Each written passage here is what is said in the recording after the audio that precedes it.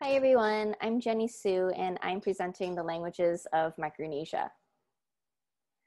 So first I wanted to show you the map of the Pacific Ocean and the Pacific Islands, just so we know where in the world we're talking about. You'll see Micronesia is up in the upper left-hand corner. It borders the areas of Melanesia and Polynesia. And the Hawaiian Islands are at the very tip of the Polynesian triangle here. So if you're looking for this area on a large world map, it's going to be really hard to find all of these islands just because they are really, really small. Micronesia actually means small islands. So it consists of 7 nation-like entities. 2 out of the 7 are not independent countries, and those 2 are Guam, right here if you can see my arrow, and Northern Marianas right here. So these are US territories. The other 5, which are independent countries, are the Republic of Palau right here, the Federated States of Micronesia. They consist of 4 different states, and that's Yap, Chuuk, and this is an old spelling on the map, Pohnpei, and Koshai. So all of those areas are the Federated States of Micronesia, or FSM. We have the Marshall Islands here, Nauru down here, and Nauru is actually the smallest nation in the world, and Kiribati right here. So one thing to remember is that these nation-like entities, they're not all just one island. They're several islands that are spread out.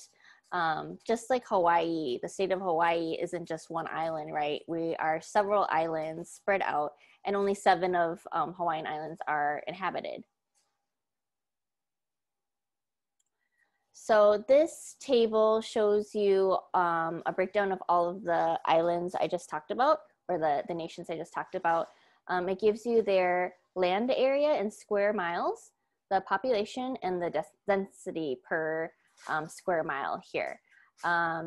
You'll see that Guam has the highest population, while Nauru has the lowest, and their land area pretty much represents that as well. Like Nauru has one of the smaller land areas, and Guam one of the largest. So what we're going to talk about next is what is shown in this last column, the elevations. So we're going to talk about atolls and high islands. And that really affects how people that live on these lands, how they live, how they speak, right? So Marshall Islands and Kiribati are the 2 lowest nations, and the highest is the Marianas at 3,166 feet. So yeah, we're gonna talk about what makes those 2 distinctions between high and low elevations unique. So first we're gonna talk about atolls. They are low islands, they're flat, they extend only a few feet above sea level, and in Micronesia, 2 out of every 5 people live on them. Atolls in Micronesia are made out of coral limestone covered with sediment and coral fragments. A ring of coral reef often creates a lagoon, and like in this picture, you'll see the light area is the lagoon. Few plants can survive just because there's so much ocean salt spray and little soil. Access to fresh water is limited. And the islands are really vulnerable to typhoons and food shortages afterwards. Climate change is also a major threat to people that live on atolls.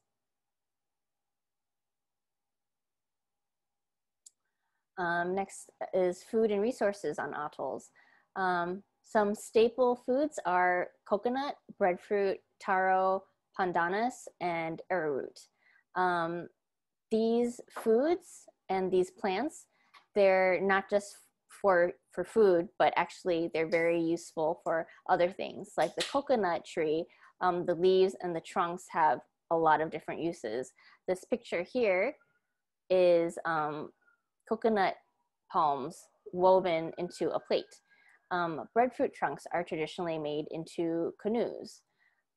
Where there's taro, some of the pits, you can find fresh water underneath.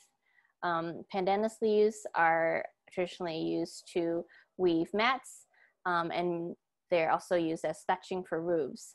I've also seen pandanus, like the fruit, be used as like a natural toothbrush.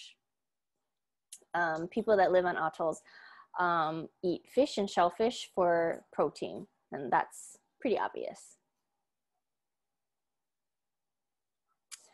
So like I said earlier, living on atolls will really affect the language that you use, because the people that live on atolls throughout Micronesia, they have really rich vocabulary for a lot of things that have to do with the ocean and the sea.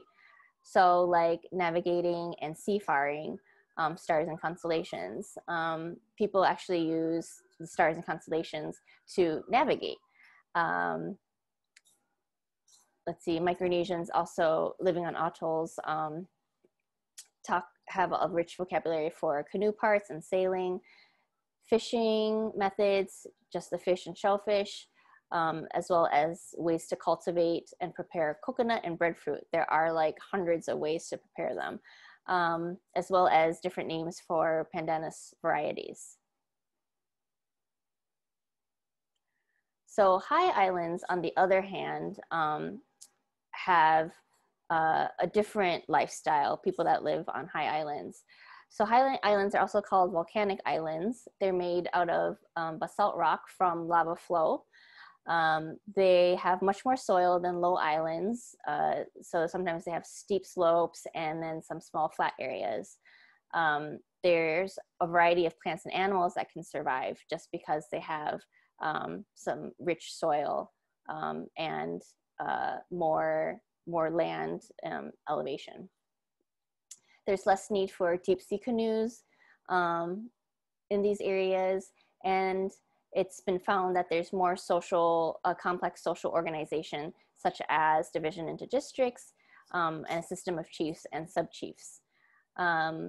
Unfortunately, though, high islands also have been more affected by early colonization just because they have access to fresh water supply. So besides the typical foods that you can get on atolls, high islands, they have those, but they actually have a lot more resources. So atolls, high islands, you'll also find hundreds of varieties of bananas, yams, and even more varieties of breadfruit. Because again, of the soil, it can support domesticated animals like chickens, pigs, and dogs. So they just have a more variety in their diets. The language is also different on high islands just because they're shaped by the land, right? They have special vocabulary for topological features like crater, mountains, cape, hill, cliff, valleys. They have names for different flora and fauna that aren't found on atolls, like different birds, animals, plants, fish, things like that. And like I mentioned earlier, they have language related to political organization, like chiefs and titles and honorific speech, which is a different register or a different way of talking to like royals. This picture is of Nanmadol in Pohnpei, and Nanmadol is where the chiefs used to live on the island. It's known as the Venice of the Pacific just because it was built with canals all around it. It's very similar to Venice. And these types of structures, they've been found on Koshai and Pohnpei, and we know that they were for the chiefs back in the day. So using historical linguistics, we are able to piece together the routes of how different people settled onto the islands. The first people to settle on Micronesia islands were Austronesian, who originally came from the island of Taiwan. This map shows you the area of the Austronesian language family, and Taiwan is this green dot right here.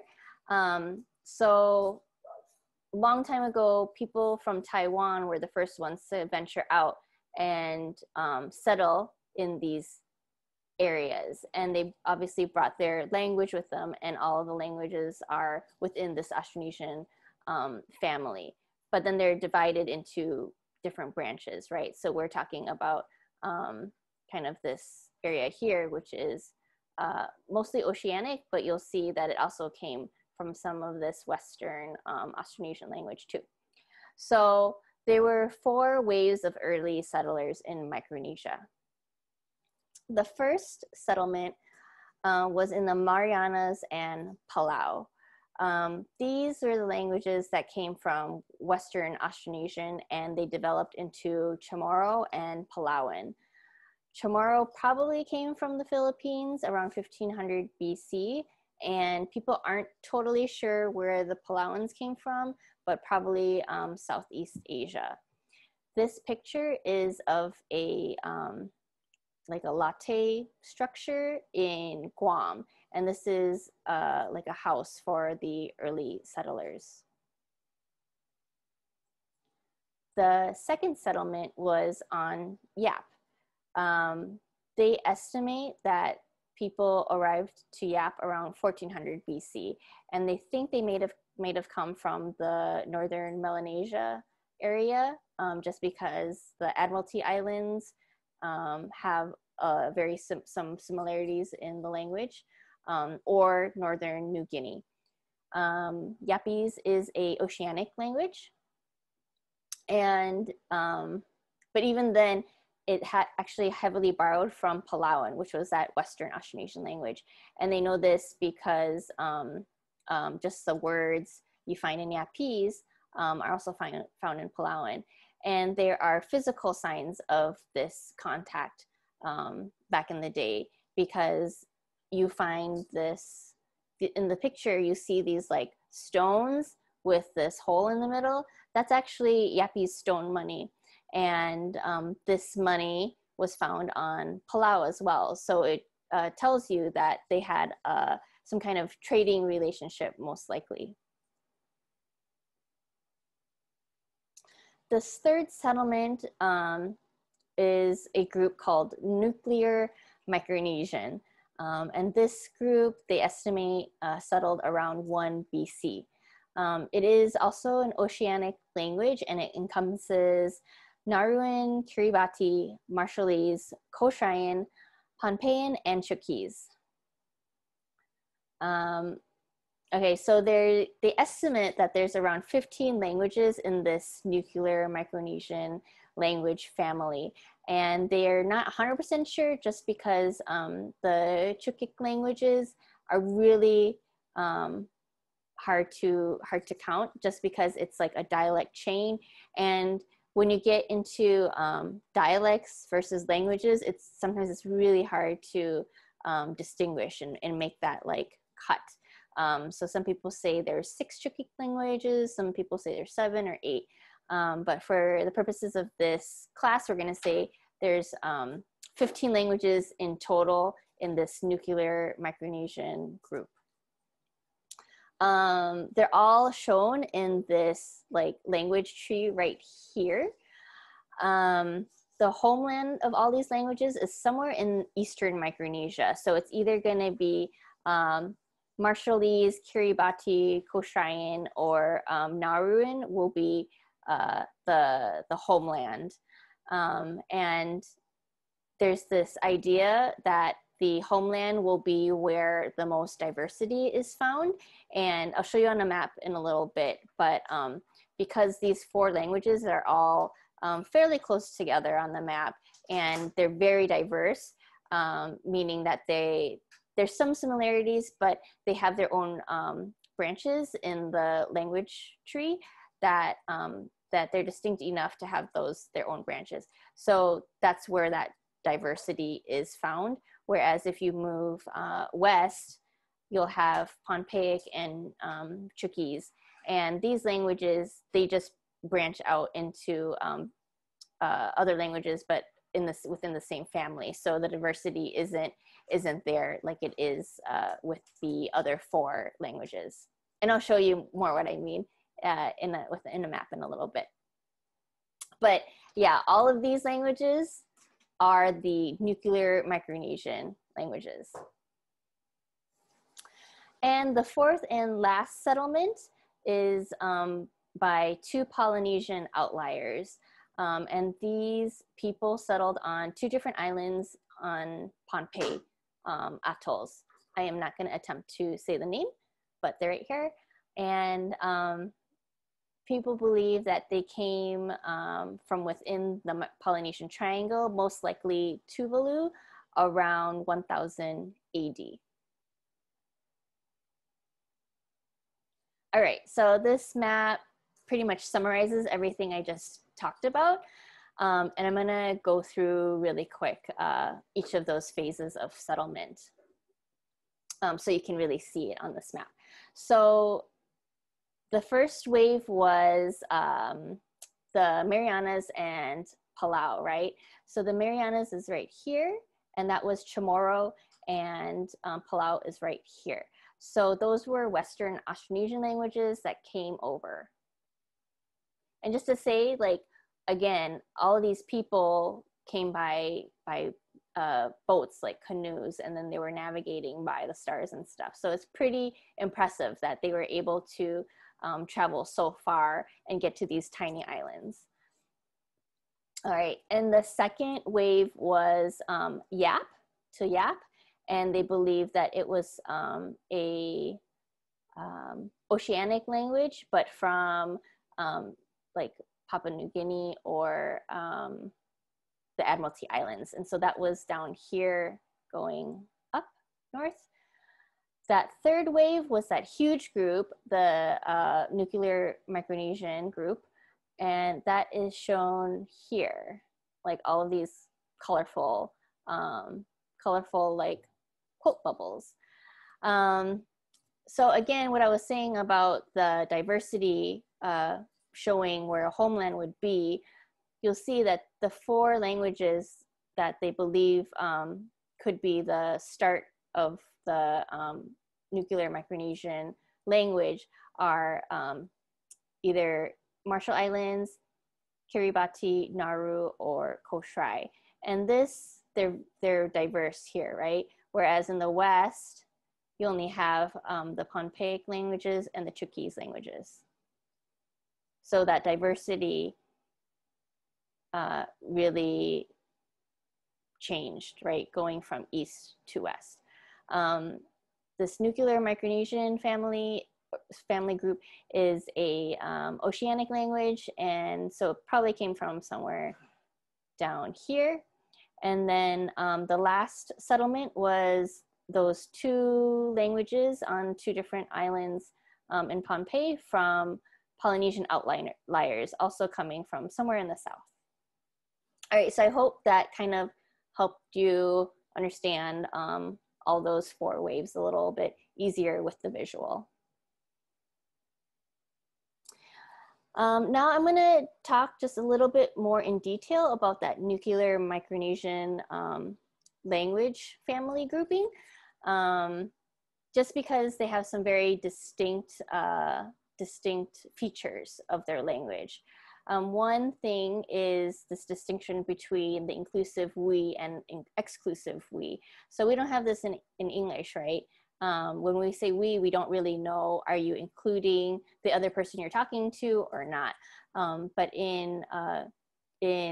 across all of these Nuclear Micronesian languages, if you say we inclusively, you are including the other person you're talking to. But if you're using the exclusive we, you're not. So it's kind of like saying, like, oh, when we went to the movie, one way you can say it with that other person, and then the other way, you're excluding that person.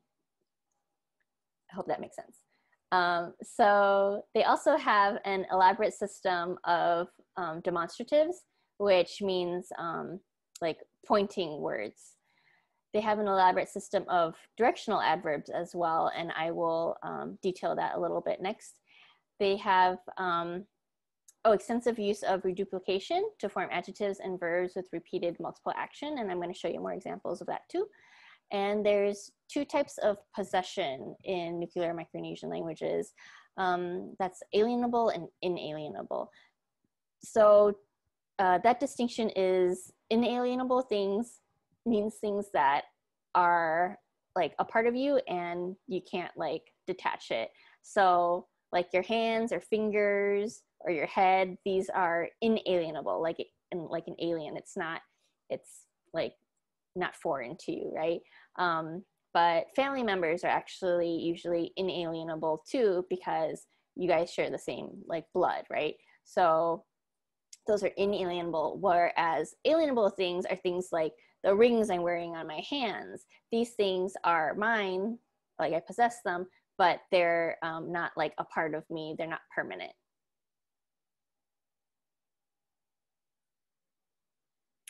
Okay, so some directional adverbs.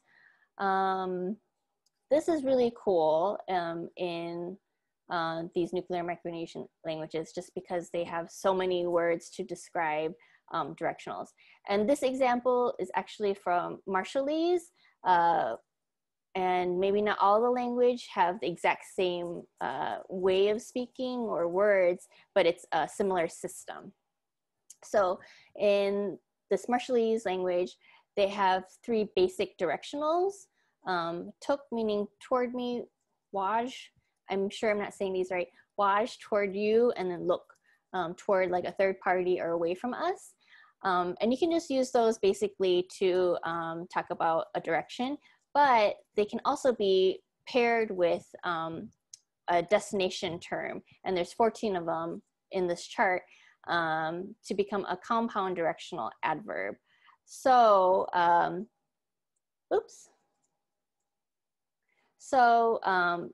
there's different destination terms like north, south, east, west, landward, seaward, up, down, forward, backward, things like that, right? And then if you add one of the basic directionals to one of these destination directionals, then you create a new form, and it's pretty cool because it's kind of like you tell the person you're talking to where like the basis is of what you're talking about, right? So for instance, in this chart, they've paired look, which is the third party or away from us, with, let's look at the landward, seaward distinction, right? So look means landward, but away from us, and then metaluk means seaward, but away from us. Whereas if you drop the look and then you replace that with tuk, toward me, you're saying landward, but toward me.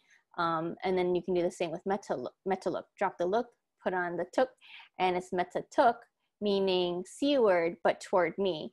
I think this is really cool just because in English, you don't have so many words to describe directionals, and I think it's easier to be confused because you're not giving that basis of like where you're starting from, right? So like in English, sometimes you give people directions and you say, oh, turn right. And the other person might be like, oh, my right or your right, right? Because you're not giving them that basis of like away from us or toward me or toward you. So I think that's just a very cool thing that happens in these Nuclear Micronesian languages. And now some detail about reduplication. This is very common in oceanic languages, actually. And let's see, first we have some verbs of using and wearing are derived from nouns by the doubling of the, I believe it's last syllable, final syllable. Yeah, sorry, I had to move the video. So I'm not gonna attempt to say these words, but you'll see the noun here, and then the verb, the last two, actually the final syllable is reduplicated, and I've highlighted that and bolded it in pink.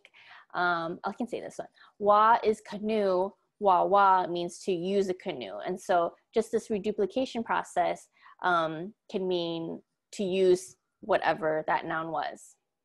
Another way of reduplication is in distributive verbs. They're often derived from other verbs or from nouns by doubling the final syllable and doubling the initial CV being consonant vowel. So this is a little bit more complicated reduplication, right? Here you have the original noun or verb, and then it's reduplicated. It's almost like it's cut apart, and then like the front goes in the front and the back goes in the back, right? Maybe you say, oh, but it's not exactly reduplicated because you see different vowels, for instance. But in reduplication, a lot of the times you'll see like just like a vowel change, but it still is reduplication, right? So yeah, that's pretty cool. Oops. All right, now I'm going to talk about modern day Micronesia, what's happening now, and some challenges that Micronesia is facing. Since World War II, the cultures have definitely rapidly changed. There was colonization, there's occupation, all that stuff. The society has changed from a subsistence economy, which means just farming for oneself and like maintaining your own life, to a cash economy, very similar to the Western world. Population has grown due to modern medicines. This is great that there's less death, right? But it's a strain on the land because it's already so small, like the atolls and these high islands, there's already very little land. And it's just being occupied more and more. People are moving for opportunities into the capitals. And all of this is just creating new social problems like suicide, mental illness, drinking, violence, and poverty. The compacts of free association. I want to talk about this just a little bit. Since 1986, there's been an agreement between the Federated States of Micronesia as well as Marshall Islands with the United States. And then since 2018 between Palau and the United States. What it is that the US provides financial assistance to the islands. People can emigrate to the US for work and study, and they can also join the US military. In return, the US often will use their land for military purposes or something else. There are military bases across the Pacific, like Guam and in the Northern Marianas. In the end, this compact of free association has really had great influence on these islands culturally, politically, and especially linguistically. Since people can move to the United States, then they end up moving and then speaking their language less and less. This is very common for any kind of immigrant to change their language, right? So they're going to speak their language less, and then also children are going to be able to speak it less because they don't transmit it to the kids. That's going to be an issue for the future and the vitality of the languages. And lastly, a big challenge for these islands is climate change. It's happening right now. The lowest lying of the islands, it's the Marshall Islands and Kiribati, they're at the greatest risk. The Kiribati government actually purchased land in Fiji so its citizens can move there when their country is totally submerged in water. And then what happens is if people move, then their language also disappears, because if these people from the atolls are moving to like high islands, or just where there's not the same environment with the sea and that relationship with the ocean, then they're not going to be using this specific language anymore, right? There's already a lot of people that don't really know the seafaring languages because people don't travel between the islands on canoes anymore, right? People fly. So a lot of that knowledge kind of has been lost, and what they need to do is document, right? I'm going to show you this video about Kiribati and climate change.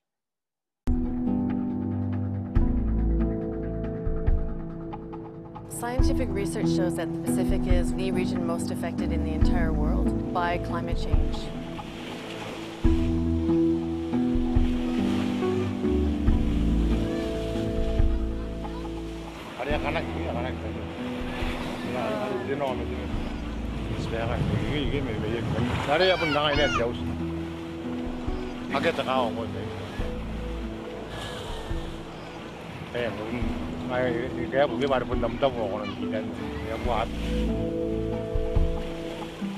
In the case of Kiribati, one of the biggest threats is sea level rise. And that's because Kiribati, which is composed of 33 low-lying atolls, is no more than 4 meters high at the highest point. And in Kiribati, we can say that 100% of the population lives within 1 kilometer of the coast. So the country is extremely vulnerable. Given that the scientific research shows that by 2100, it's almost certain now that we'll have more than a meter of sea level rise. On a flat island like Kiribati, that amount of sea level rise comes very far inland. So it's a very serious situation, and for that reason, the government is looking at options for relocating the population.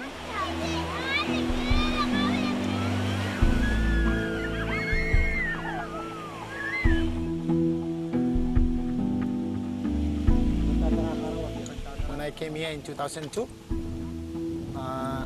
this place now has been completely changed. Now, as you can see, it's like a swamp, right?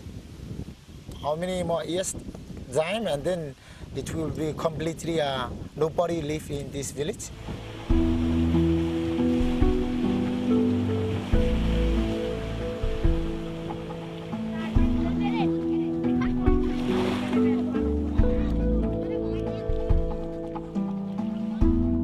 We've seen the scenarios, the projections put forward by the scientific community. I am not being pessimistic, I'm being very realistic. And I think as a leader, it's important that we provide options. Even if there is that 1% possibility that it will happen, we must provide the options for our people. One thing that I want, and I've always emphasized, is that we never wish to be refugees. And we would be refugees if we don't do anything now, because a refugee is a response to an unexpected event, okay? But we know it's coming, so we should be acting accordingly, beginning from now. And then we would have our people, if they need to migrate with dignity, not as refugees.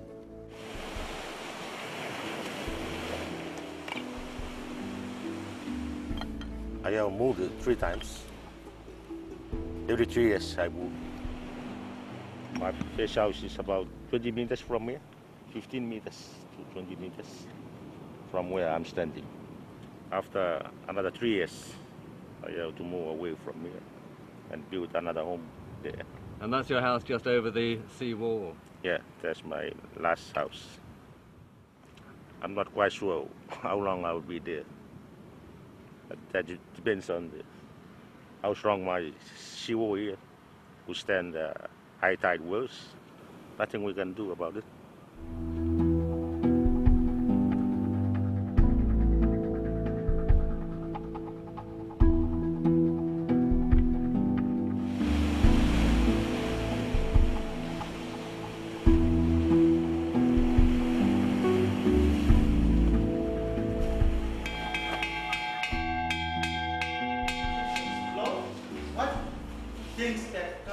The younger people are beginning to understand, but the older ones, it's very, very hard for them because it's very attached to the land. You know, if you have a land, you have to stay and die there, and it's very hard to leave your islands.